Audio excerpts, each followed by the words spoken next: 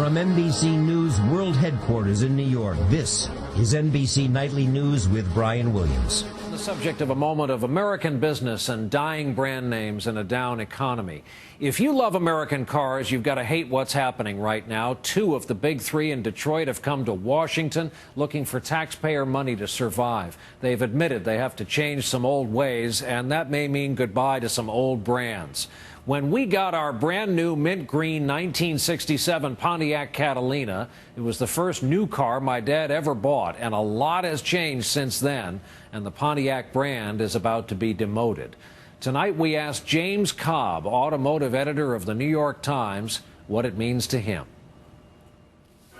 Dollar for dollar, you can't beat a Pontiac. The significance of Pontiac is particularly poignant because it was a division that was very successful through the 50s and 60s and into the 70s, and it was a car brand that really captured the mood of the country, sort of sporty, powerful, aggressive, and very stylish. Back in the 20s, Alfred Sloan, the chairman, had said that GM would make a car for every person purpose, and his ladder had Chevrolet at the bottom for working people, and Cadillac at the top for movie stars and bankers. Pontiac was the second rung up, and the idea was that working people would become more successful, maybe get a raise, and move into a Pontiac.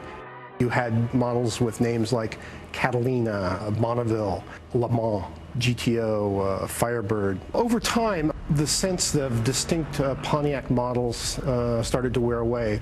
When you walked into a Pontiac showroom, you essentially saw the same cars you would see at the Chevy dealership with a little different styling, different nameplates. Nostalgia is a wonderful thing, but it doesn't get you very far on the balance sheet. It's happening across a lot of industries. It's really happening in the auto industry.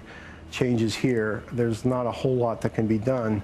So many of us who grew up in that era, baby boomers, recall how terrific the Pontiacs of the early 60s were. You know, the whole wide track Pontiac advertising campaign. We build excitement, you know, in the 80s. There was a style and a panache with these cars, you know, the split grills, the stacked headlights. Certainly the GTO were incredibly successful, the first American muscle car, really. Yeah, you can't just let it go away unremarked. It was a good ride. It was a good ride. James Cobb, the automotive editor for the New York Times, tonight in his own words.